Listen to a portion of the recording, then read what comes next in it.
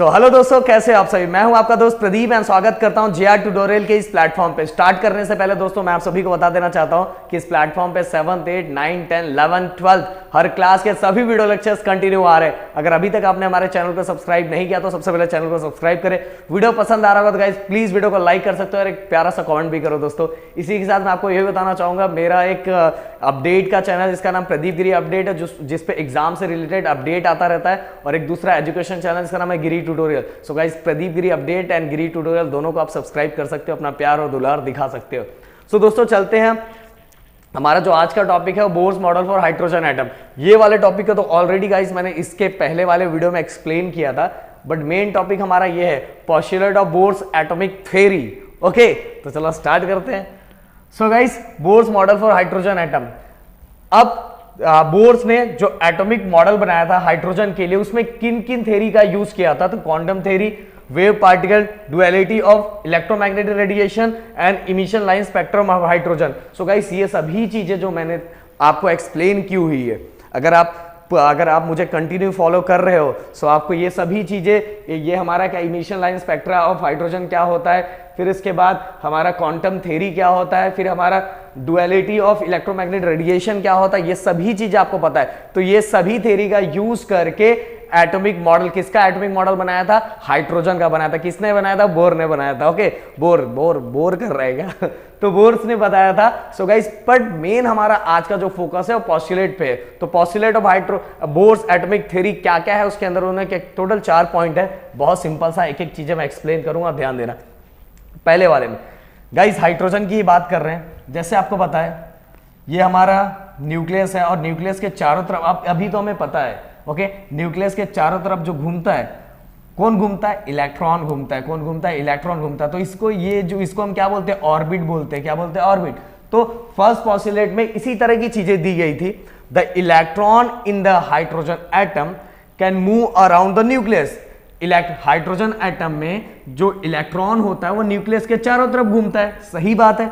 Okay, in one of the many possible circular path of fix radius, और radius क्या होता है? उसका फिक्स होता है। फिक्स रेडियस यहां से भी अगर मेजर करेंगे, यहां से मेजर करेंगे, तो रेडियस क्या होता है? फिक्स होता है। An energy, this path are called orbits, stationary state और अलॉयड एनर्जी स्टेट। तो गाइस ये याद रखना, ये जो हमारा सर्कुलर पाथ है, जिस सर्कुलर पाथ पे हमारे इलेक्ट्रॉन बाबा चक्कर चक्कर चक्कर काट रहे हैं, उसको या तो हम ऑर्बिट बोल सकते हैं, स्टेशनरी स्टेट बोल सकते हैं, अलॉयड एनर्जी बोल सकते हैं गाइस। तो ये सभी चीजें हम बोल सकते हैं। किसको बोल सकते हैं? फिर से बता रहा हूं कि हाइड्रोजन एटम के अंदर न्यूक्लियस के चारों तरफ जो घूमता है वो कौन घूमता है? वो इलेक्ट्रॉन घूमता है। और जिस पाथ पे, जिस सर्कुलर पाथ पे घूमता है, उस सर्कुलर पाथ को हम क्या बोलते हैं? ऑर्बिट बोलते हैं। ये तो आपको ऑर्बिट तो पता ही होगा, बट इसके साथ ही गाइस स्टेशनरी स्टेट भी बोलते हैं, अलॉयड एनर्जी स्टेट भी बोलते हैं। तो मेरे ख्याल से आपको क्लियर कट समझ में आ गया होगा।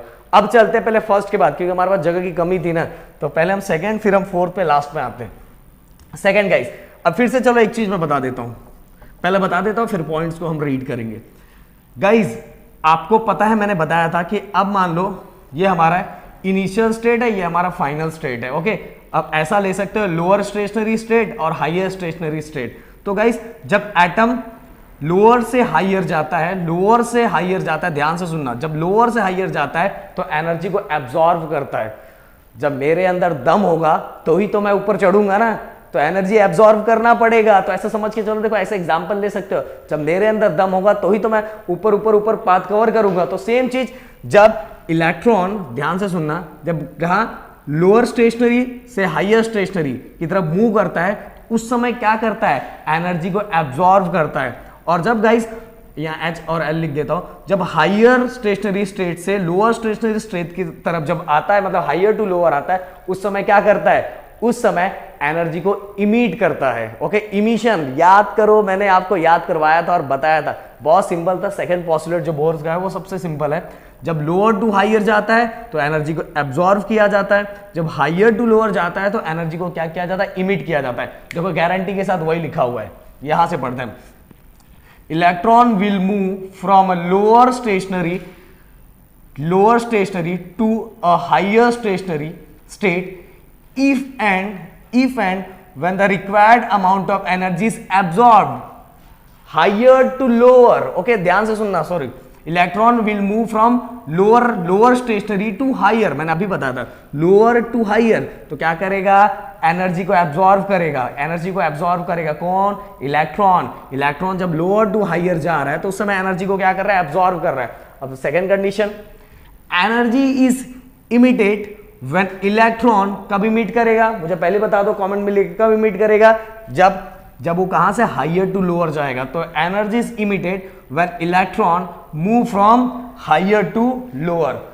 सो गाइस मुझे पता है, थोड़ा मैं बाजू में हट जाता हूं, एक बार इसका स्क्रीनशॉट ले लो, बाहरी वाला स्क्रीनशॉट ले लो, क्योंकि मुझे पता है कि आप बोलोगे सर बहुत ज्यादा ऐसे चिपका के आप लिखे हो, भाई जगह की कमी है, मैंने सोचा पॉस्टुलेट एक ही में हो जाए इसलिए हमने ऐसा लिखा है। बट देखो अब दूसरे प्लेटफॉर्म पे, हमारे प्लेटफॉर्म पे स्टार्ट हो चुका है चीजें, जेआर के भी प्लेटफॉर्म पे जल्दी कोई ना कोई चीजें आएगी, डिजिटल बोर्ड आएगा तो उसमें और मजा आएगा, तो हम स्क्रीन चेंज करके पढ़ाएंगे ना, तो अभी थोड़ा बहुत एडजस्ट कर लो।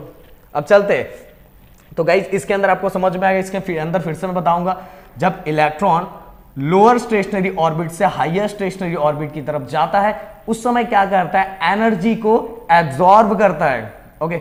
और जब हायर टू लोअर अपने घर पे वापस आ रहा है, हायर टू लोअर आ रहा है, उस समय एनर्जी को इलेक्ट्रॉन क्या करता है, इमिट करता है। ये सेकंड पोस्टुलेट है। अब थर्ड पोस्टुलेट की तरफ अगर मैं जाता हूं तो उसके लिए आपको बस ये याद रखना है, पहले मैं बता देता हूं फिर बताता हूं क्या याद रखना है, चलो बता ही देता हूं।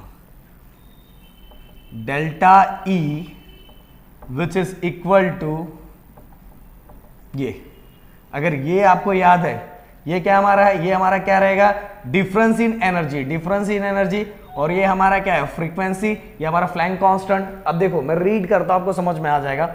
The frequency of radiation absorb और इमिट, ये इसकी बात कर रहे हैं, when transition occur between two stationary state that is difference in energy.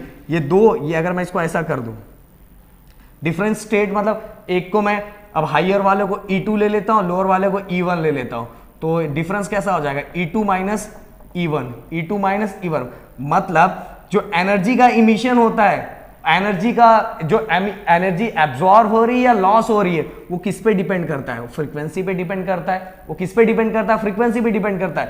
The frequency